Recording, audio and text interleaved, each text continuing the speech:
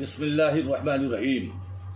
جملہ علماء کرام و مسلمانان گجرات، السلام علیکم ورحمۃ اللہ وبرکاتہ۔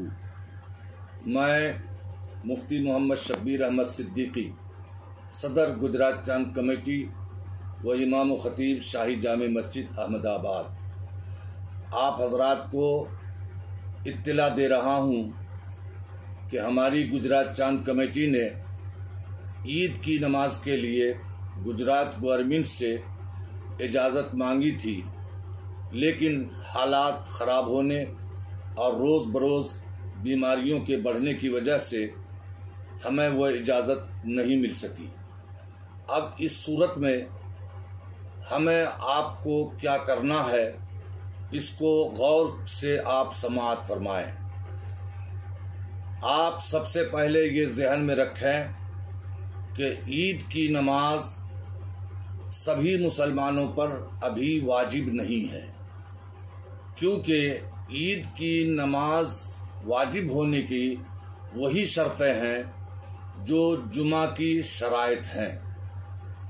ان میں سے پہلی ایک شرط یہ بھی ہے کہ اگر آپ کو بادشاہ یا کسی ظالم حکمراں کیا اندیشہ ہو، خوف ہو، عزت کا خطرہ ہو، تو آپ پر عید کی نماز واجب نہیں ہے۔ اب ہم آپ اچھی طرح جانتے ہیں کہ گجرات میں لاک ڈاؤن چالو ہے اور اس کی مدت 31 مئی تک بڑھا دی گئی ہے۔ اس لیے اس عذر کے اعتبار سے آپ حضرات کے اوپر عید کی نماز واجب نہیں ہے۔ ہاں، مساجد کے اندر جتنے لوگوں کو پڑھنے کی گورنمنٹ کی طرف سے اجازت ہے، اتنے لوگ مسجد میں جا کر عید کی نماز ادا کریں۔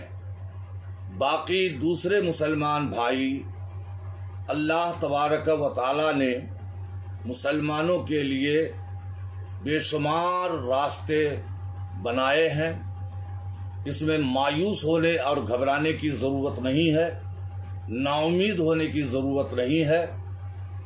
آپ کو ایک بات بتاتا ہوا چلوں کہ اللہ کے رسول صلی اللہ تعالی علیہ وآلہ وسلم جب عید کی نماز ادا فرما لیتے اور اپنے گھر میں تشریف لاتے تو آپ شکرانے کے طور پر 2 رکعت نماز نفل ادا کرتے تھے۔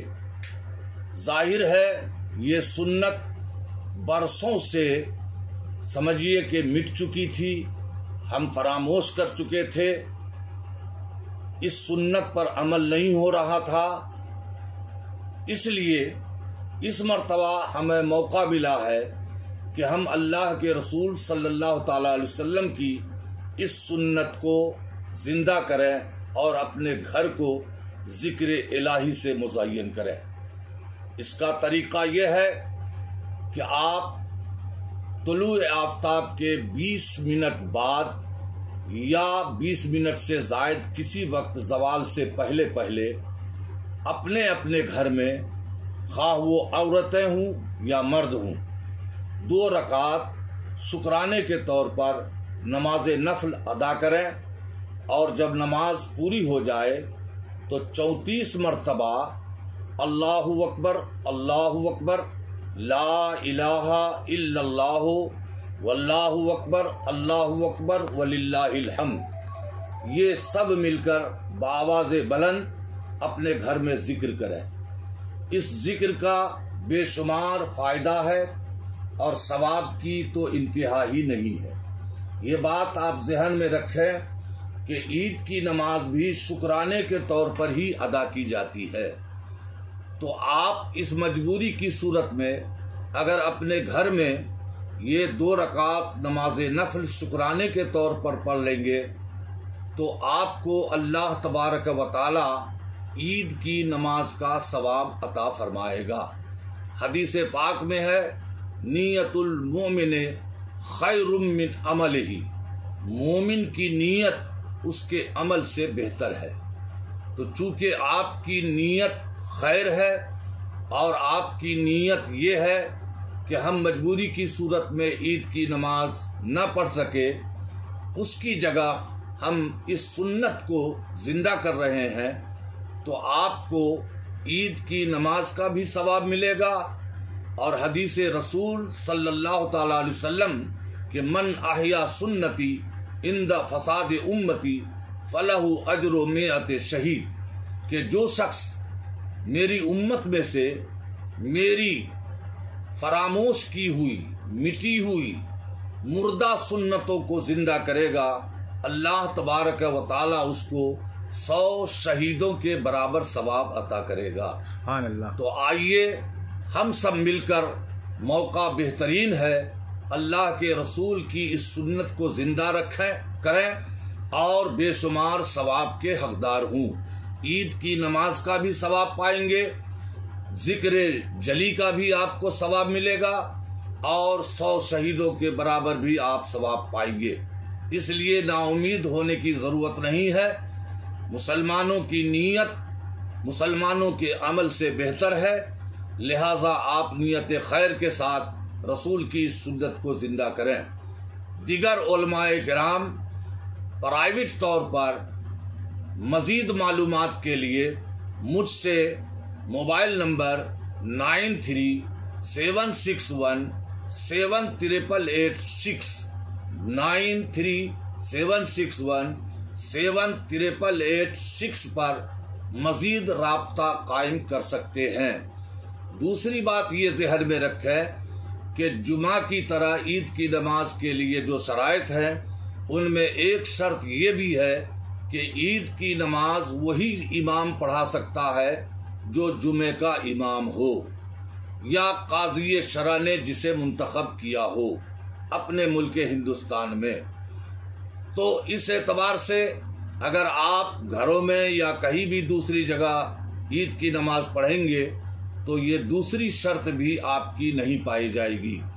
تیسری شرط یہ ہے کہ اذن عام ہو۔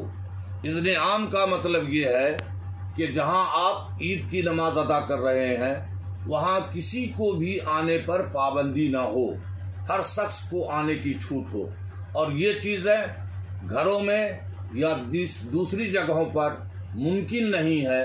اس لیے آپ حضرات یہ مسائل جو میں نے آپ کو بتائے ہیں، ہندوستان کے مشہور و معروف مفتیان نظام، بالخصوص رئیس المحققین، سید المفسرین، شیخ الاسلام والمسلمین حضرت علامہ سید محمد مدنی اشرفی جیلانی کچھوچوی، جانشین محدث اعظم ہند مد ظلہ النورانی سے مشورہ اور ان کا حکم حاصل کرنے کے بعد میں نے آپ کو یہ پیغام دیا ہے۔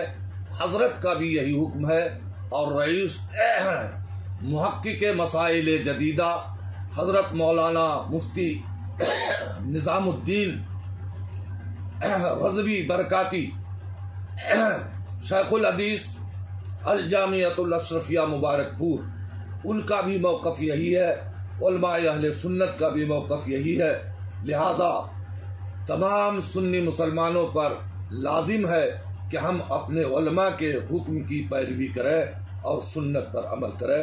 السلام علیکم ورحمۃ اللہ وبرکاتہ۔